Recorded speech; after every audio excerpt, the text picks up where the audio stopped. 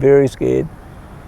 The last time I was homeless was for about 12 years. I wasn't really going anywhere, didn't really have anywhere to go, didn't really think about too much at all. It was just every day was basically survival.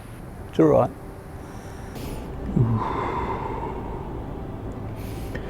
Ooh. I was terrified. I was like mother taking a 2-year-old kid out somewhere for the first time where the kid's never seen a movie or something like that, and you try and get them to come and have a look. No. Or like a child scared of a dog. Yeah, I was terrified. I wanted to stay wherever I could find a light. And where I'm actually sitting, I've actually sat overnight, just sitting here like I am at the moment talking to you. And again, I'm getting a bit emotional because it's starting to bring back all the memories, and it's something that I don't wish anybody to go through. Yeah. Where you feel you're at your last, you feel like you're totally unwanted, no one wants to know you. Some nights it'll be warm, some nights it'll be saturated.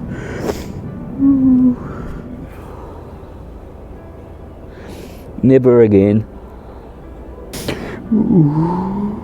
It just brings back the memories of what I went through. It's really scary. You come and sleep on places like we're at tonight and you'd be scared. You'd have cans thrown at you, you'd have people walk past. If you see you laying there, they wouldn't care if you're laying down, they wouldn't ask if you're all right. Some of them would spit on you, kick you. Once a Jolly Swagman, that was almost the Australian national anthem. K Sand by Jimmy Barnes, the Cold Chisel, talks about a man that drifts around. Well, that's one of the most famous Australian songs. So what I'm getting at is one of the most Australian poems and one of the most famous Australian songs are about a man that's drifting around. And yet when you try to live that life, or when you do live that life, people try to put you down, or they don't try and help, which I find is contradictory.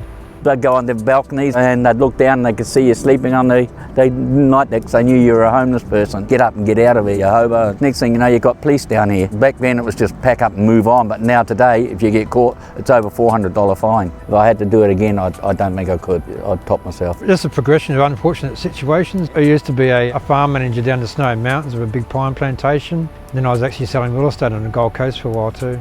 Had a bit of death in my life. If you've never really lost anyone that was very close to you, that's sort of a bit hard to explain. I've probably lost about 15, 20 people that were very close to me. My father actually passed away 7 weeks before I was born.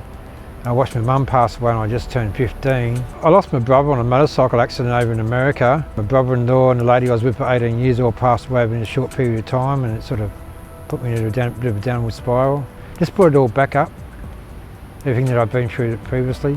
I wasn't working, going through a nasty situation at home and I had to get out. Domestic violence situation, some horrible beatings. I used to get bashed with steel vacuum cleaner pipe. I wasn't allowed to sit in the furniture, I had to sit on the floor. That's when I came on the street. If you lose your job today, chances are you'll be homeless within 6 weeks. Rents are going up faster than Newstart ever went up. Got guys living without electricity for 5 years because they can't afford it. By the time they pay the rent, there's maybe $20 left over to last a fortnight.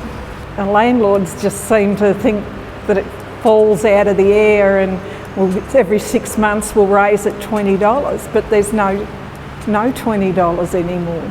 Without them, I wouldn't have been here today. I was a mess. I wanted to walk out underneath the first bus or truck that came along the highway. Feeding them, they don't see that as pretty. They just see it as something they don't want to know about. It's hard. It's really hard out there.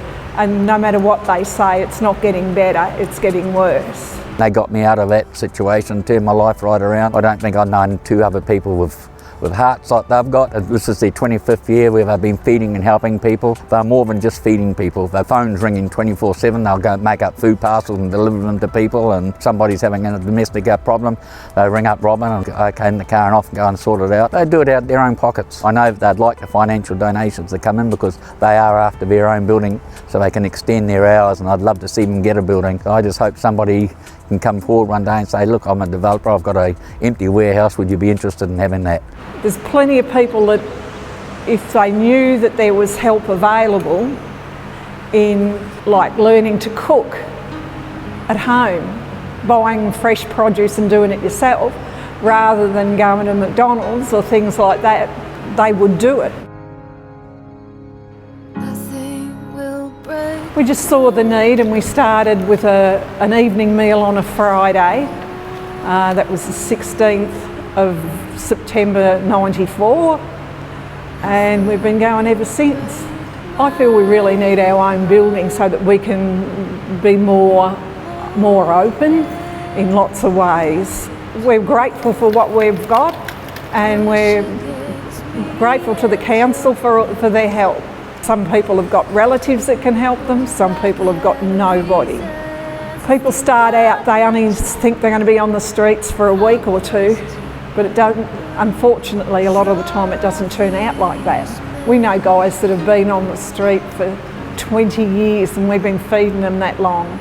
Don't take things for granted. We tend to put value on our Mercedes-Benz or our BMW or our new fridge that we got, but the things that are priceless are the butterfly that lands on you, or watching the sunrise, or electrical storm, or the stars at night. They're priceless. You can't put a price on them because there is no price to put on them. And so that's probably one of the best experiences that I got out of the whole journey.